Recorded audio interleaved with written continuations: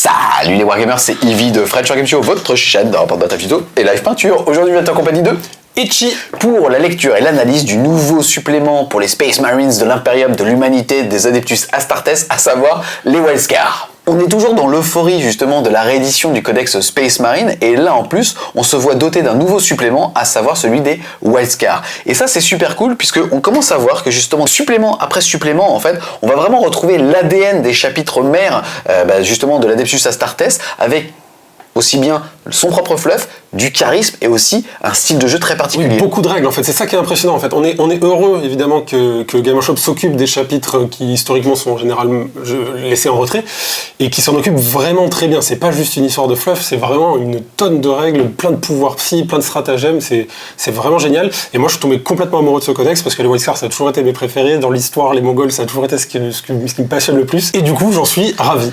Yes, alors c'est intéressant, ça va déjà soulever un premier débat. On est sur un codex initial qui est requis, on va dire, pour pouvoir jouer du Space Marine qui va être à 32 €. Et là, on est sur un supplément à 22 €. C'est-à-dire que juste en termes de livres, on va être prix Game Workshop à plus de 50 € pour pouvoir commencer à jouer. Alors certes, certains diront ouais mais t'as pas besoin du codex Wildscar, enfin du supplément Wildscar pour commencer à jouer. Ce qui est vrai et faux, il n'y a aucun personnage nommé par exemple dans le bouquin de base. Après, maintenant, le problème c'est que si on les achète en même temps, ça fait un gros billet à sortir. Maintenant, si on les achète en séquencé, je trouve qu'à 22 € le bouquin est cohérent. Oui. À ce prix-là, les illustrations sont magnifiques. Il y a certes que 2 datasheets dedans. Le truc c'est qu'il y a énormément de fluff, de stratagèmes, de reliques, un nouveau domaine psy et aussi une page qui reprend les objectifs par rapport à ce chapitre-là. Et donc, on est cohérent par rapport au coût du livre si celui-ci était un stand-alone. Pour moi, c'est même quelque chose de positif, mais évidemment, c'est ma vision de la chose. C'est-à-dire que le codex Space Marine de base, lui, pour moi, n'est plus pollué par les chapitres qui ne m'intéressent pas. Et je trouve que c'est très bien parce que du coup, tu vas chercher ce qui t'intéresse à côté et quand tu as besoin des informations dans celui-là, tu n'es pas obligé de passer à travers 80 pages de personnages qui n'ont rien à voir avec ce que tu fais. Et du coup, je trouve que tu es très centralisé. Du coup, et il y a plus de choses dans le codex de base, et il y a plus de choses dans celui-là et les autres suppléments. Je trouve ça bien. Sache-le, t'as parlé de chapitres qui polluent. T'es un sale hérétique de merde. Si j'avais eu le bolter, t'aurais pas un coup de crosse dans la tronche et il m'aurait donné raison. Écoute, il y a des chapitres, les Dark Angel, on sait pas trop à qui ils sont, tu vois. Je rebondis aussi parce que t'as dit qu'on n'avait pas besoin d'avoir le supplément Wildscar pour jouer Wildscar grâce au codex Space Marine, ce qui est vrai, mais par contre ce qu'il faut savoir c'est que tu ne peux pas jouer Wildscar sans le codex Space Marine, parce que quand même la plupart des entrées sont ici, et ce bouquin fait référence à énormément de règles qu'il faut aller chercher là-dedans. Notamment déjà les doctrines en fait, qui elles vont s'appliquer en plus du trait de chapitre, puisque on le rappelle, les doctrines sont au nombre de 3. Dès le tour 1 est activée la doctrine Devastator, qui fait que les armes lourdes vont avoir -1 l'APA. À partir du moment où au tour précédent la doctrine dévastatrice était activée, on va être capable d'activer la doctrine tactique qui va faire -1 à l'APA sur les armes d'assaut et tir rapide, et qu'à partir du moment donc du tour 3 que la doctrine tactique est activée, on va pouvoir activer la doctrine d'assaut et donc avoir -1 à l'APA sur ces armes de type pistolet et corps à corps. Voilà. Et ça c'est très fort et c'est ce qui va faire la base de l'essence évidemment de la force des Wildscar. Et aussi comme tu le dis, en fait il y a plus que les règles que tu vas aller chercher en codex, il y a aussi les stratagèmes parce qu'en fait ce supplément offre plein de règles spéciales, de sorts, de stratagèmes, etc. Mais tous ceux du codex Space Marine sont aussi valables. Et là, il y a plein de combos à faire et plein de synergies. Pour illustrer ce que tu dis, on va d'ailleurs regarder en fait justement la règle attaque éclair, voir un petit peu comment fonctionnent ces fameux suppléments. Déjà, il faut savoir que quand vous allez prendre votre armée de Space Marine, vous allez devoir choisir un mot-clé, sous-entendu choisir un chapitre. Celui-ci peut être un successeur ou autre. Mais là, on va parler vraiment du fait déjà de choisir un chapitre Wildscar. La règle native des Wildscar qui est qu'ils pourront charger lors d'un tour duquel ils ont avancé ou sur lesquels ils se sont désengagés. Et ça, c'est énorme déjà. Par contre, on va élargir un petit peu plus aussi sa façon de jouer. Là, en gros, on va débloquer des aptitudes, notamment attaque éclair, si jamais l'entièreté de notre armée, pas du détachement, mais de l'armée, est de keyword Wildscar. Et on va devoir se poser des vraies questions par rapport à ces règles-là, puisque ici, notamment, on va débloquer charge dévastatrice, qui fait que tant que la doctrine d'assaut est active, sous-entendu à partir du tour 3, si on le veut, lorsque vous résolvez une attaque d'arme de mêlée d'une figurine avec cette aptitude au sein d'une unité qui a effectué un mouvement de charge ou a accompli une intervention héroïque à ce tour, ajoutez 1 à la caractéristique de dégâts de l'arme pour cette attaque. Et ça, c'est solide. On va le voir, c'est ce qui va débloquer énormément de combos et qui va rendre notamment, on verra, toutes les reliques très fortes et avoir plein de persos vraiment très punchy. C'est intéressant parce que déjà dans la revue du Codex Space Marine, tu parlais du Smash Chaplain et ainsi de suite. On a été un petit peu scandalisé, même si c'est complètement normal, que le marteau passe à 40 points. Mais là, c'est évident que quand tu passes de dégâts flat 3 à dégâts flat 4, c'est pas la même rigoulade. Exactement. Et après, derrière, ça veut dire que tu vas pouvoir avoir des marteaux avec d'autres armes un petit peu moins bien. Exactement. En On fait, va les penser à l'épée de maître énergétique, Exactement. qui est dégâts 2, qui passera dégâts 3. Qui devient un smash marteau. Voilà. Ensuite, le fait derrière, justement, d'être full Wildscar va nous permettre de débloquer des traits de seigneur de guerre Wildscar. Il y a aussi quelque chose d'intéressant, c'est que tu peux aussi très bien aller prendre un trait de seigneur de guerre directement dans le codex générique. La particularité est que ici, on va en plus de ça avoir un stratagème qui nous permet, au moment où on sélectionne son seigneur de guerre, de pouvoir lui donner un deuxième trait de seigneur de guerre issu de ce tableau-là. Sous-entendu, on va prendre un trait de seigneur de guerre générique. Pourquoi pas celui des Phobos qui fait que au lieu de tirer, tu as plus 1 pour toucher ici, et là de le comboter avec un autre trait de seigneur de guerre. Donc ça va être déjà assez costaud comme buff. Au niveau de ces traits de seigneur de guerre, on va avoir chasseur mortel. Après que ce seigneur de guerre a effectué un mouvement de charge, vous pouvez désigner une unité ennemie à 1 pouce ou moins de lui, puis jeter un D6. Sur 2+, l'unité subit une blessure mortelle. Bon, ça c'est mignon. C'est mignon. Voilà.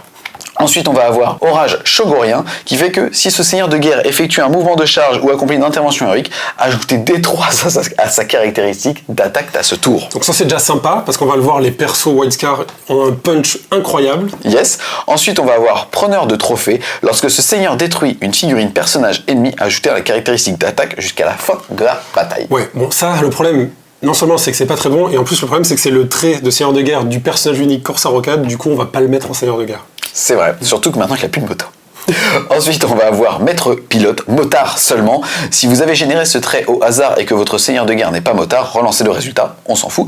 Lorsque un jet de charge est fait pour ce seigneur de guerre, vous pouvez relancer les dés. Quand vous résolvez une attaque contre ce seigneur de guerre, soustrayez 1 au jet de touche s'il a advance à votre phase de mouvement précédent. On s'en rappelle, mais excuse-moi, on peut advance en Wildscar et charger quand même, donc ça sera quasi systématique. Puis on verra, il y a une relique moto aussi qui irait très bien avec ce... qui va vous permettre de faire un Charles-Henri Captain qui va vous permettre en fait d'avoir vol avec une moto Wildscar. Une moto qui va à 16. Ensuite, on va avoir Instinct du chasseur qui fait quand vous résolvez une attaque de ce seigneur de guerre contre une unité monstre ou véhicule, ajoutez 1 au jet de touche et de blessure. C'est mignon.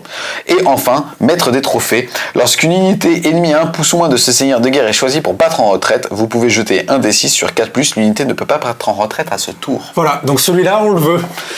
Les gars, on n'oublie pas, on a là le droit d'avoir des interventions héroïques, dépendamment du fait d'avoir un petit réacteur dorsal ou pas, on est capable de faire une intervention héroïque sur un volant, et au moment où lui va vouloir se désengager si on n'a pas buté, voilà. Et sur un 4+, il s'écrase auto puisqu'il n'a pas le droit de bouger. Exactement, et puis en plus quand on parle d'un Smash Captain probablement qui a ce trait-là, c'est-à-dire que s'il est au corps à corps avec une unité qu'il n'a pas réussi à tuer au tour d'avant, elle a très envie de se désengager au tour d'après, sur un 4+, que toi tu décides de relancer en plus si tu rates, mais tu l'en empêches. Et ça c'est fort.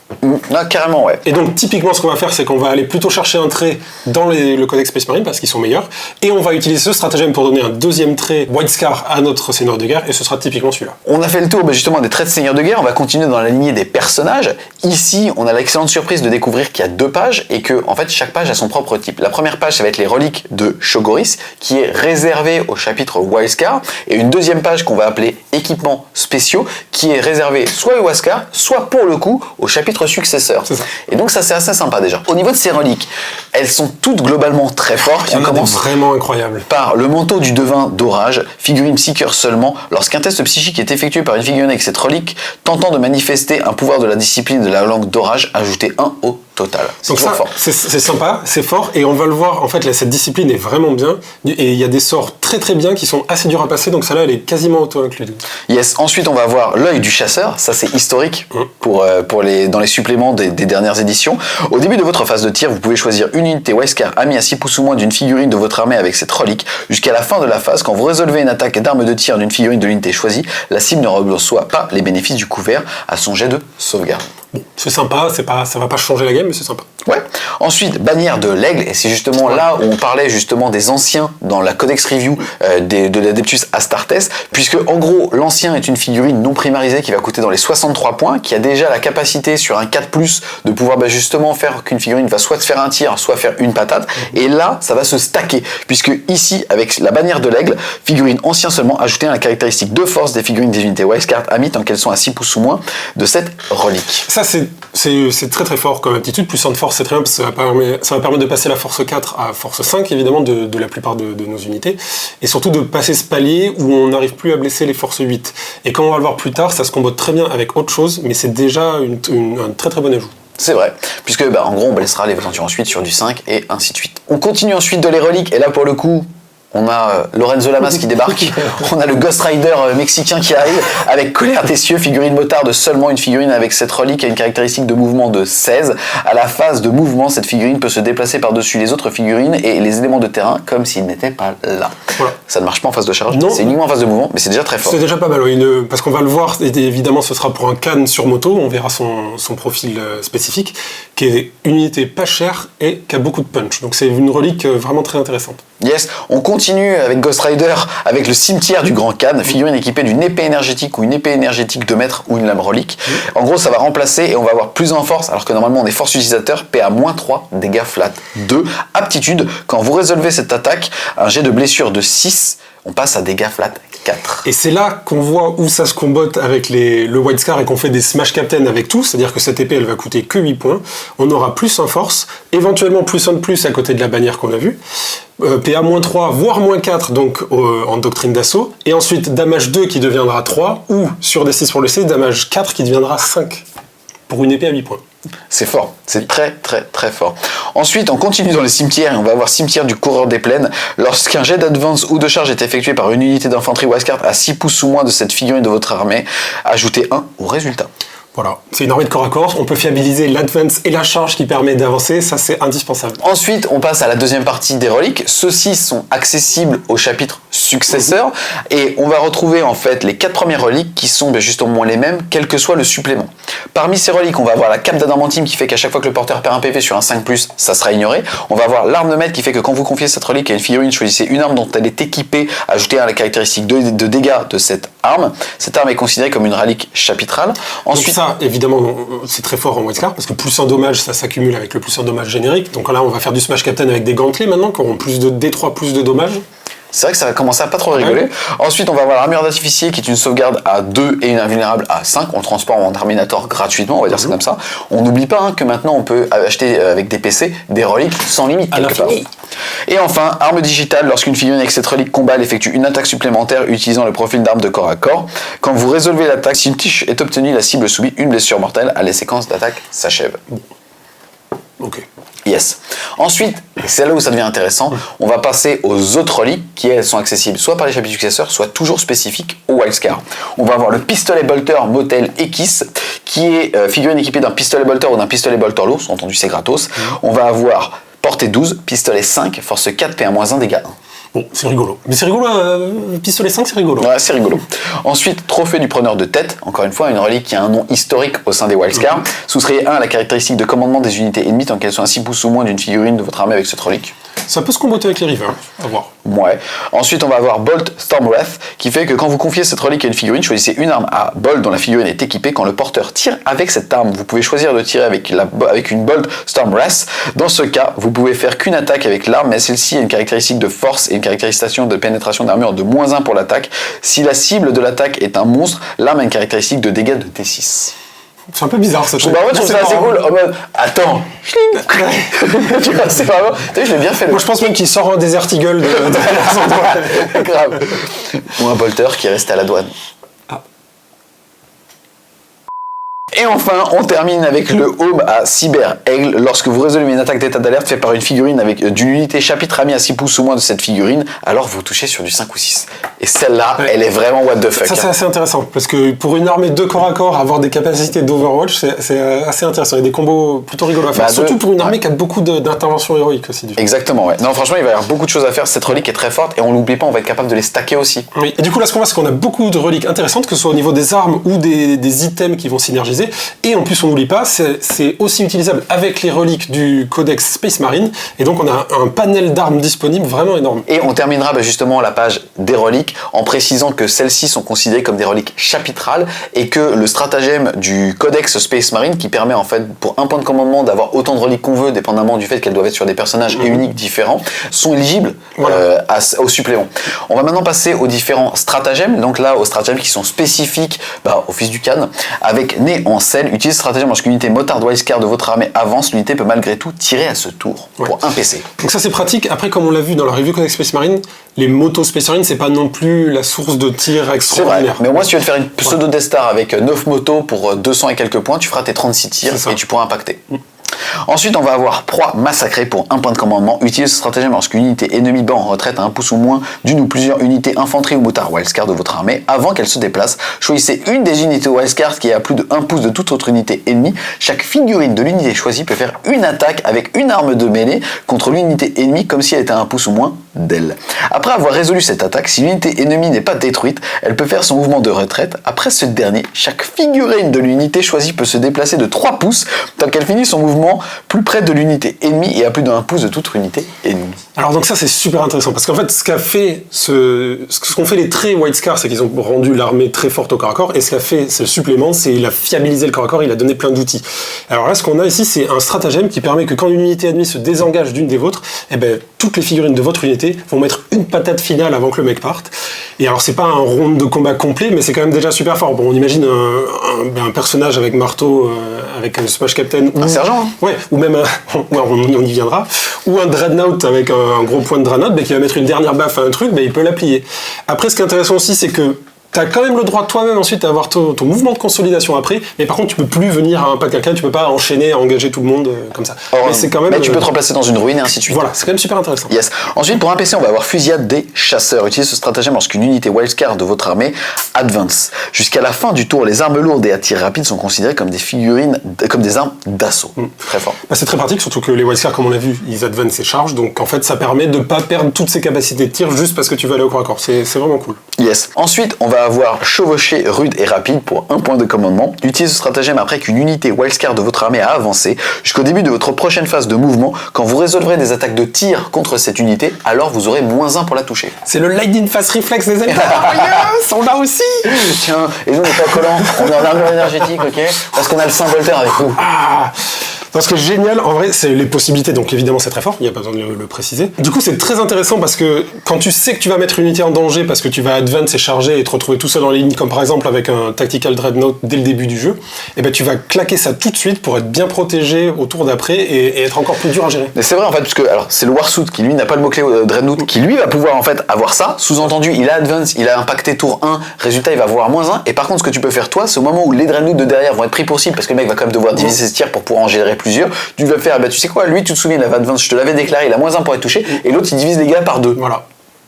C'est chaud. Ensuite, on va voir débarquement éclair. Un point de commandement, utilisez ce stratagème à votre phase de mouvement. Après qu'une unité de transport wildcard de votre armée n'ayant pas le rôle tactique aéronef s'est déplacée, les unités wildcard embarquées dans cette unité peuvent aussitôt débarquer, mais ne pourront pas finalement charger à ce tour. Pourquoi? Ça reste déjà très fort. Ouais, c'est super fort, mais c'est un peu la frustration parce que, évidemment, ça aurait été génial de pouvoir bouger ton répulsor, débarquer tes agresseurs, tirer et charger. Là, tu peux pas tout faire. Bon, c'est pas grave parce que ça laisse quand même plein de combos possibles. Yes. Ensuite, on va avoir champion du Cannes pour un PC. Utilisez stratagème avant la bataille. Choisissez une figurine wildcard de votre armée qui a le mot-clé sergent de son profil. La figurine peut avoir une des reliques équipements spéciaux suivants, mais sans être personnage. Arme de maître, arme digitale, trophée du preneur de tête, bolt Samras. Toutes les reliques que votre armée comprend doivent être différentes et confiées à des figurines distinctes. Ça veut quand même dire que tu peux faire un smash sergent. Le smash sergent, il aura...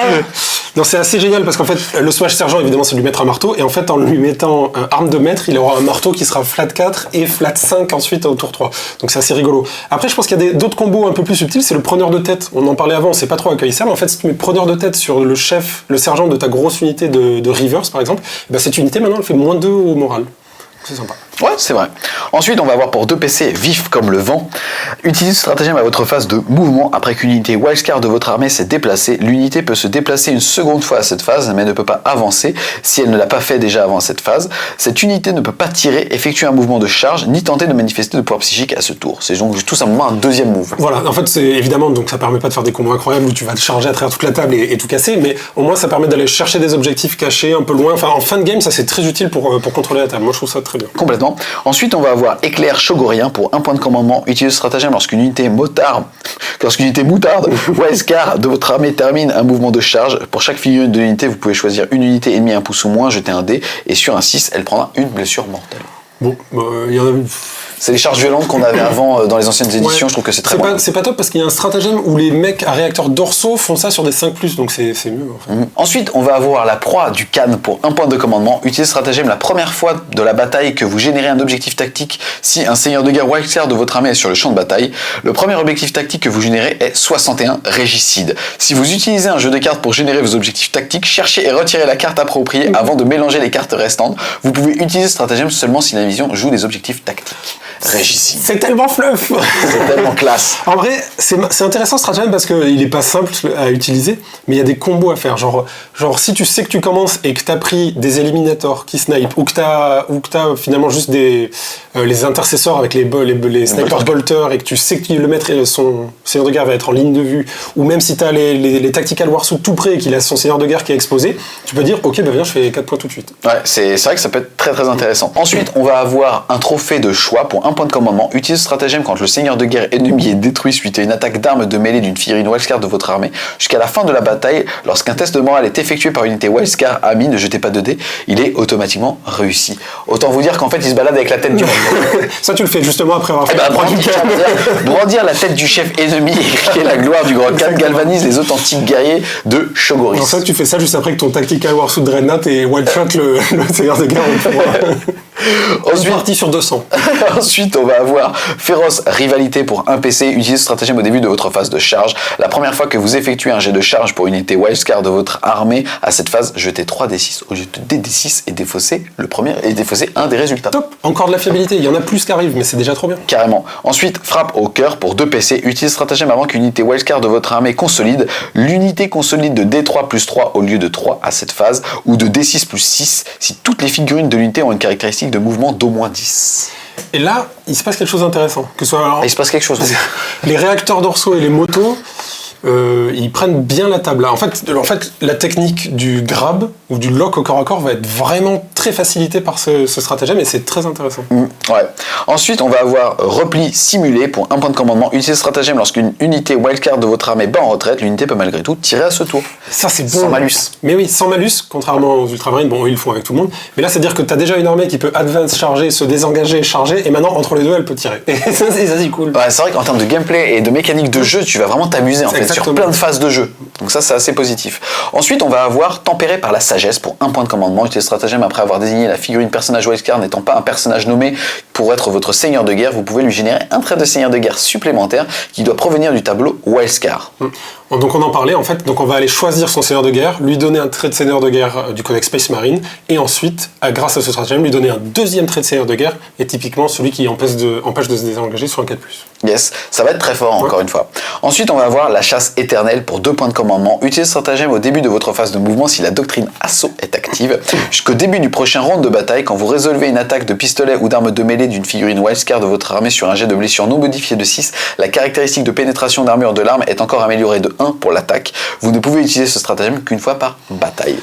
En fait, c'est marrant parce que quand on a fait la review Codex Space Marine, tu parlais des idones avec les doctrines qui montent et qui montent et qui montent. Bah là, c'est typiquement le cas pour les wildcards parce qu'une fois par partie, quand ils arrivent enfin à la doctrine d'assaut qui est leur doctrine de prédilection, ils vont vraiment pouvoir tout lâcher et taper tout à PA-2 et dommage 2. Enfin, ça va être. Ouais, c'est vrai que ça va être Bagdad. Bon, après, il faut qu'il te reste des unités sur la table. Ensuite, on va avoir encerclement pour un PC. Utilisez ce stratagème au déploiement avant de placer des unités wildcard de votre armée. Vous pouvez placer ces unités en prise de flanc et non sur le champ de bataille. Dans ce cas, à la fin d'une de vos phases de mouvement, vous pourrez placer ces unités à 6 pouces ou moins d'un bord de table et à plus de 9 pouces de toute figurine ennemie. Il n'est pas limité dans le nombre d'utilisations, ça veut dire que tu peux mettre une grosse partie, 49% de ton arme en attaque. Et là, en soi, comme ça, c'est pas forcément très intéressant parce que c'est compliqué, mais en fait, si tu réfléchis, tout ce stratagème va prendre son sens au début du scénario, au début de la partie, quand tu vas placer tes objectifs. Parce que si tu les mets tous juste à plus de 6 pas des bords de table, parce que c'est la règle, et bien en fait tu vas pouvoir aller les prendre quand tu arrives en faible toi-même, au lieu d'avoir des objectifs au milieu de table où là il faudrait des faibles conventionnels. Et du coup c'est assez intéressant. C'est vrai. Et enfin on va terminer avec un stratagème un petit peu fluff qui est don des cannes pour 1 point de commandement. Ça va permettre en fait au chapitre successeur d'être considéré comme wildcard pour le choix des différentes reliques. C'est ça. On a fini avec les stratagèmes, on va passer aussi à une excellente surprise qui est la discipline langue d'orage, en fait une nouvelle discipline psy. On y a accès si jamais on est full wildcard au niveau de son armée, et on se souvient qu'au niveau des Librarians, on va avoir Librarian de base, Librarian Primaris, Librarian en armure Terminator et le Librarian de base avec réacteur dorsal qui ont accès au domaine Librarius, et par contre le Librarian en armure Phobos lui a accès à l'autre domaine. Par contre, quel que soit le type de Librarian, ils vont pouvoir piocher ici des sorts en plus. Ici, on va avoir 6 sorts. Le premier va être Bourrasque Cinglante, qui a une valeur de lancement de 7. S'il est manifesté, choisissez une unité ennemie à 18 pouces ou moins et visible du psycheur. Jusqu'au début de votre prochaine phase psychique, l'unité ne peut pas avancer. Et quand vous faites un jet de charge, retirez un D6, c'est fort, jusqu'à un minimum de 1 D6. Cela signifie en général qu'un seul D6 sera jeté pour les charges. Voilà, le mec il veut te charger, tu fais Bourrasque devant, tu ne charges qu'avec un dé. C'est fort. C'est fort, c'est sur du 7, donc c'est faisable, mais c'est un peu chiant. C'est pour ça que la relique pour avoir plus simple sur les sorts sera très utile. Yes. Ensuite, on va avoir Appel de la Foudre, qui a une valeur de lancement de 7. S'il est manifesté, l'unité ennemie la plus proche à 18 pouces ou moins du psycheur subit D3 blessures mortelles. Si l'unité n'est pas détruite, jetez un D6 sur 4+, l'unité subit une blessure mortelle. Puis, si l'unité n'est toujours pas détruite, jetez un D6 sur un 5, elle subira une blessure mortelle. Puis, si l'unité n'est toujours pas détruite, jetez un D6 et sur un 6, ça sera une blessure mortelle. Et si l'unité n'est pas détruite, elle n'est pas détruite. Ça, c'est moi qui ai rajouté le crayon papier. Bon, ça c'est rigolo, c'est pas fort. Bon, je fais moins méchant que toi, c'est pas que c'est pas fort, c'est que ça permet d'avoir une deuxième source de châtiment, donc ça c'est quand même assez positif, et c'est un petit peu le côté un petit peu vindicaire avec la balle qui fait que, t'es pas mort, je jette un dé, oui, bah ça devient de plus en plus dur là quand même. Là ça devient très vite très dur, c'est vrai. Ensuite on va avoir Chevaucher du Vent, qui a une valeur charge warp de 6, s'il est manifesté, choisissez une unité Wildscar ami à 12 pouces ou moins de ce psycheur, jusqu'au début de votre phase psychique, lorsqu'un jet d'advance ou de charge est fait pour l'unité, ajoutez 2 au résultat. On en parle? Les charges à +4 du coup? On va avoir la litanie du fion, plus les chevauchés du vent, on va être à +4. Il y a la relique aussi qui donne +1 en aura là. En bulle, ouais. Poum, poum, poum. Ça commence à être fort. On La a +5. fiabilisation des charges par l'excellence. Alors, ce qui est sympa, c'est que pour le coup, ça veut dire qu'on va avoir +3 en zone et +5 sur unité spécifique. Exactement. Donc ça, pour le coup, c'est vraiment positif. Ensuite, on va voir Thuère d'Orage, qui a une valeur charge warp de 6. S'il est manifesté, choisissez une unité Wildscar ami à 12 pouces ou moins du psycheur. Jusqu'au début de votre prochaine phase psychique, les unités ennemies ne peuvent pas tirer en état d'alerte sur l'unité amie. Et après, en gros, avoir réussi sa charge, on jettera un dé pour chaque figurine qui est à moins de 1 pouce. Et sur un 6, elle prendra une mortelle. Alors, une armée de corps à corps qui peut enlever les Overwatch, c'est cool, non? Ça, c'est super fort. Hein. Voilà. Ça, c'est très, très, très fort. En plus, c'est quoi à dire? Mais on bouge, on lance le sort, donc il faut être à 6, et après on peut s'éloigner du psycheur, puisque pour le coup c'est un buff que tu donnes. Donc vraiment c'est très très fort. Ensuite on va avoir Esprit de Chogoris qui passera sur du 6. S'il est manifesté, choisissez une unité ennemie à 18 pouces ou moins et visible du psycheur. Jusqu'au début de votre prochaine phase psychique, soustrayez 1 à la caractéristique de commandement des figurines de l'unité. Et lorsque vous résolvez une attaque faite par une figurine de l'unité, soustrayez 1 à leur jet de touche. C'est l'horreur. Ça tue. C'est fort. Bah, ça veut quand même dire qu'on l'a vu tout à l'heure, mais t'as moyen de stacker à -2 sur certaines unités quand Exactement. même. Ça va être assez fort. Et en plus de ça, avec le codex SM, on va aussi avoir -1 pour être blessé si on a un personnage. C'est vrai. Il commence à avoir des trucs vraiment compliqués à faire après. Hein. Et enfin, dernier sort de la discipline de la langue d'orage, œil de l'orage, qui a une valeur de lancement de 6. S'il est manifesté, jetez un D6 pour chaque unité ennemie à 12 pouces ou moins de ce psycheur, en ajoutant 1 à l'unité si celle-ci a le mot-clé vol. Sur 4+, elle subira une blessure mortelle. C'est mignon. Trop mignon. Si c'était par figurine, ce serait très fort. Concrètement, tu iras chercher, en général, ils connaissent 2 sorts, tu iras en chercher un dans les Space Marines et un autre ici pour avoir le plus de la charge. Le problème, c'est qu'il n'y a pas que celui-là qui est bon, quoi. Donc il va falloir plus d'un Librarian, je pense. Ouais, c'est vrai. D'un autre côté, on l'a vu, hein, le premier Librarian de Cost, il a 88 points. Tu peux en mettre plusieurs. C'est vrai. On a fait le tour des reliques, des stratagèmes, des traits de seigneurs de guerre. On va maintenant passer justement aux 2 seuls datasheets de ce codex. Mais ça valait le coup d'attendre. Ils sont très bien. Parce qu'elles sont très très très bien. On charrie Corsarokan parce que ce con a perdu sa moto, il se l'est fait voler. Ouais. Ou alors c'était une fraude à l'assurance. Moi je pense que c'était une fraude à l'assurance de la part. Connaissant le garçon. Oui, parce que là, à mon avis, il attend la nouvelle. Franchement, il attend Je la suis sûr nouvelle, qu'elle les gars. volera. Ce qui est très sympa, c'est que ici la valeur en points est fournie avec équipement. Le problème, c'est qu'il n'y a pas de latitude. Ça veut dire au niveau justement de leur équipement, surtout pour le Khan qui lui va être une figurine générique. Sous-entendu, Corsarokan est bien évidemment une figurine unique. Il va falloir 105 points. Il bouge de 6. Il touche à 2 au corps à corps au tir, force 4, endurance 4, 6 points de vie, 5 attaques. Il a bien évidemment Ange de la Mort, issu du codex Space Marine, sous-entendu, il montera à 6 attaques, commandement de 9 et une sauvegarde à 3. Il est invulnérable à 4. Il va avoir dans son équipement un pistolet bolter, ça on s'en fout, le croc lunaire qui va faire force +2, PA-3, dégâts D3, qui est que quand on tape un personnage, on va pouvoir relancer les jets de blessure et on va pouvoir relancer les jets de dégâts aussi. Donc ça en fait un très bon chasseur. Ensuite, si Corsaro va quasiment être auto-inclus dans l'ensemble de ses armées de Wildscar, c'est à cause de ses aptitudes. Il va avoir Onzouk qui fait que lorsque cette figurine est choisie pour tirer à votre phase de tir, vous pouvez choisir une unité ennemie n'étant pas un véhicule à 12 pouces ou moins de cette figurine, jeter un D6 et sur un 4+, elle prendra une blessure mortelle. C'est pas pour celle-là qu'on va le prendre. On est d'accord. C'est pour, ça peut être rigolo. c'est pour le cadre qu'on va le prendre, Voilà. puisque ajouter 1 au jet de blessure des armes de mêlée des figurines White Scar quand elles ont effectué une charge ou une intervention héroïque et qu'elles sont à 6 pouces ou moins de cette figurine. Donc ça c'est très fort. Ça c'est auto-inclus parce que déjà rien que si on parle de lui, c'est-à-dire qu'il a force 6 plus 1 pour blesser, donc c'est bien. Mais maintenant on va parler de la bannière de tout à l'heure qui rajoute plus 1 force à tout le monde. Donc lui il passe à force 7 plus 1 pour blesser, donc c'est fort. Et surtout on va parler des autres unités ensuite où là on arrive en doctrine d'assaut où tu prends par exemple 10 intercessors qui vont être tous force 5 plus 1 pour blesser. PA-1 au corps à corps, damage 2, mais tu défonces un Nika quoi. Ça, Surtout t'as ton smash sergent au milieu en plus. Et pour le coup, si jamais tu les as mis vétérans en début de game pour 2 PC, ils passent à 3 attaques par tête de pipe, 4 en charge, ça commence à pas rigoler. Ça rigole plus du tout. Ouais, c'est vrai. Et ensuite, faut pas oublier que c'est quand même le capitaine des White Scar, il va donc avoir riz de bataille, relancer les jets de touche de 1 des attaques des figurines White Scar, t'as mis tant qu'elles sont à 6 pouces ou moins de cette figurine. Honnêtement, la nouvelle figurine est sublime. Ouais. Alors, elle n'est pas assez dynamique. Elle est très classe, mais elle n'est pas assez dynamique. On aurait vraiment aimé l'ancienne version de Corsair où il était avec son épée à 2 mains et il chargeait comme ça. Complètement d'accord. Par contre, ensuite, on va aussi découvrir justement le Kanamoto, la version générique des QG White Scar. Lui, il vaut que 100 points. Encore une fois, il n'est pas cher du tout. Il bouge de 14, il touche à 2 au corps à corps, 2 au tir, force 4, endurance 5, 6 points de vie, 4 attaques, commandement 9, sauvegarde à 3. Bien évidemment, il est ange de la mort, donc il va bénéficier de l'ensemble des règles des Space Marines. Il va avoir une invulnérable à 4. Il est lui aussi capitaine. Il va donc avoir un riz de bataille qui fait qu'on va pouvoir relancer les 1 pour toucher à côté de lui. Il va avoir en aptitude Bocle qui fait quand vous résolvez une attaque d'arme de mêlée contre cette figurine, ajoutez 1 au jet de sauvegarde. Les sauvegardes invulnérables ne sont pas impactées. Il va donc avoir une sauvegarde à 2 au corps à corps. Et Turbo Boost qui fait que quand il advance, ça fera 6 automatiquement. On le rappelle, c'est un White Scar, il peut donc advance et charge à ce tour. Au niveau de son équipement, il va être équipé d'un bolter jumelé sur sa moto, ça c'est la base, et surtout en fait d'une lance de canne, on en parlait tout à l'heure quand on a vu la relique. Ça va être force utilisateur, PA-3, dégâts D3, à savoir qu'on est force x2 à partir du moment où on a fait une charge ou une intervention héroïque.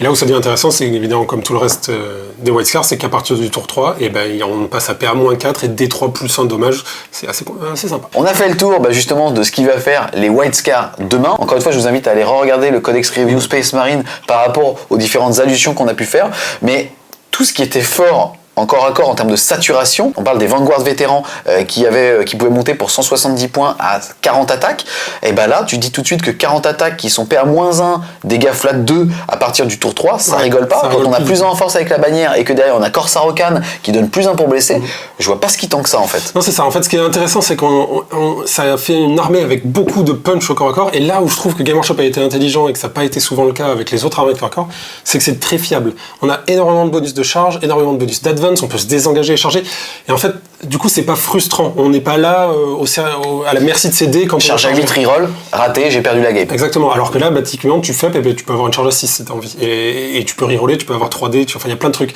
c'est vraiment cool. Je pense que du coup l'avantage pour un joueur qui veut faire du corps à corps, c'est que non seulement t'as le punch comme les armées légitimes de corps à corps, mais en plus t'as pas la frustration parce que t'as plein d'outils pour aller chercher plein de choses. Et sans même compter en fait que tu peux aussi faire une liste de tirs en White Scar, et ça sera pas déconnant parce que tu bénéficies et de l'arsenal et de l'affiliation du codex Space Marine. Absolument, et même moi je pense que c'est ça qui va m'intéresser, c'est sur ça que je vais partir quand je vais commencer cette armée, c'est-à-dire que je vais faire des grosses unités de 10 intercessors en bolter d'assaut évidemment pour qu'ils puissent advance quand même tirer et charger, et en fait voire tâche touchée automatiquement en plus pour XPC et ainsi de suite. Et sur chaque sergent, je lui mettrai un gros marteau. Et quand ils arriveront tous au corps à corps, il faudra évidemment faire de la guérilla et survivre et faire ce que tu peux jusqu'au tour 3. Enfin, encore qu'ils sont pas évidemment un poil. Et à partir du tour 3, Idoness mode, tu lâches tout et là, tu casses tout. C'est super fun. L'autre truc qui est vraiment intéressant pour moi dans cette armée, c'est qu'elle va avoir énormément de personnalité dans le sens où on aura donc ces grosses unités d'infanterie qui seront très polyvalentes et très fortes au corps à corps. Et surtout, on va avoir plein de personnages. On parlait dans la review Codex Space Marine des champions de compagnie, mais même eux, ils vont être super forts avec plus 1 de PA et plus 1 de dommages. On parle de tous les personnages à qui on va mettre des reliques pour qu'ils seront presque des mini Smash Captain partout. On peut aussi parler des Smash Captain tout court qui sont vraiment des gros tons en White Scar parce que pouvoir advance et charger et se désengager et charger, ça donne quand même une liberté d'action impressionnante. Et je pense que voilà, ce qui va faire que l'armée aura une identité vraiment propre et intéressante, c'est cette collection de petits personnages qui seront très très forts au corps à corps et à qui on pourra donner de la personnalité et s'attacher. Et qui seront blancs. et qui seront blancs avec les yeux ridés et une moustache. Et la moustache, c'est très important. Pour faire un récap, les unités qui sont vraiment fortes en plus de tous les personnages, on a les Dreadnought et notamment finalement les nouveaux, les Imitators Warsuit, qui vont pouvoir aller au corps à corps très vite en avançant, en tirant lance-flamme et charger tout de suite. Eux, leur gant est très fort et puis s'ils survivent jusqu'au tour 3, leur gant devient très violent avec flat 4 dommages. Et en fait, leur capacité à pouvoir toujours se désengager et recharger partout ferait qu'ils ne seront pas lock dans des unités qui les intéressent moins. Donc ça, c'est cool. On a les intercepteurs de base qui vont monter avec un smash sergent pour 10. Ils seront de base sans les passer en vétéran à 3 attaques chacun. Donc ça va faire 27 attaques au total qui en doctrine d'assaut seront PA-1 et 2 dommages. Donc c'est énorme, c'est la pluie d'attaques. On n'oublie pas la fiabilisation aussi bien avec un ancien pour avoir plus 1 en force et avec Corsair Khan pour relancer, pour avoir plus 1 pour blesser. Ça fait des combos qui on va pouvoir aller chercher de l'IK. Enfin, tu vois, dans la liste, comme tu as peu d'armes de tir, tu peux te dire mais comment je vais me gérer les grosses endurances. En fait, ça, faut attendre le tour 3 et tu les gères. Ensuite, on a les Reavers, que moi je trouve très intéressant parce que pareil, c'est une unité que tu vas garder en faible, donc tu vas attendre le tour 3. Donc soit tu te fais plein de petites unités, soit tu te fais un gros tas où les mecs ils arrivent, ils ont 4 attaques directes, ils auront donc là -2 en PA. 2 dommages. On n'oublie pas aussi qu'à partir du moment où on sait qu'ils vont arriver, tour 3 par exemple, on a déjà prévu derrière une ruine, justement la litanie qui va faire plus de la charge, et le sort aussi qui va permettre plus de la charge. Et un petit sort sur eux aussi pour qu'ils aient pas d'Overwatch contre eux. Et ça va faire une accumulation de combos qui fait que ça va être très fun à jouer. Après, ça va demander beaucoup de choses, ça va demander beaucoup de PC, donc il va falloir les utiliser de façon parcimonieuse, et aussi beaucoup de pouvoir psy, je trouve. Donc en fait, il va falloir trouver la place pour des Librarians, et hélas, les Librarians, c'est peut-être les seuls qui n'ont pas les reliques qui vont les transformer en Smash Captain, donc il va falloir trouver où les mettre. Mais je pense qu'au final, tout ça est vraiment très intéressant. Pour aller dans le sens aussi de ce que tu dis, pour moi, c'est toutes les combos en fait qui vont favoriser la micro-gestion. Sous-entendu, le skill réel de, là, je peux double pile-in, ou là, au contraire, je peux pile-in 2-6. Et en fait, c'est là où tu vas aussi sanctionner et voir la différence entre le bon joueur et l'excellent joueur. Et c'est là où je pense que ce codex va trouver toute sa saveur. C'est très gratifiant, en fait, d'arriver à faire ce genre de move. Encore une fois, le corps à corps, c'est là où il y a le plus de skill et c'est ce qui est le plus pénalisant à Warhammer 40 000. Mais c'est là où tu te dis, putain, hier on jouait pas au Wildcard, on n'en voyait pas, et là on va être capable de le jouer, et en plus de ça, ça va être gratifiant de mettre des culs. On en a donc terminé avec la lecture et l'analyse de ce supplément Wildcard, supplément du Codex Adeptus Astartes. Un grand merci à toi, Aishi. Avec plaisir encore. On espère clairement que vous avez aimé cette vidéo. Si c'est le cas, n'hésitez pas à lâcher un gros pouce bleu dessus, à la partager, et si jamais vous avez des questions ou vous avez tout simplement envie de nous laisser des messages, à les mettre en commentaire. Si vous voulez continuer de supporter French Wargame Studio, n'hésitez pas à aller faire un tour sur son Tipeee, le lien sera en description. Et nous, on vous dit, pour le Cannes!